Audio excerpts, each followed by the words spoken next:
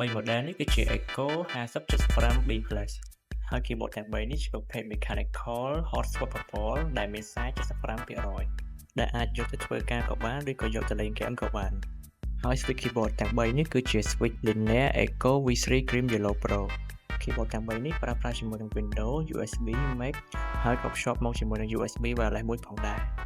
នៅខាងលើ keyboard គឺយើងមានរំដោត Type C ចំនួន1សម្រាប់ការ connect Bluetooth គឺយើងចុច Control DRT សម្រាប់ការ connect wireless ចុច Control Y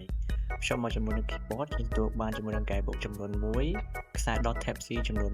1 keycap puller ចំនួន1 switch extra ចំនួន1កញ្ចក់ switch puller ចំនួន1ជាចុងក្រោយនេះគឺ keycap extra ចំនួន1កញ្ចក់សម្រាប់ effect RGB គឺយើងចុច FN Home FN Pick Up Pick Out ជាមួយនឹង FN Hand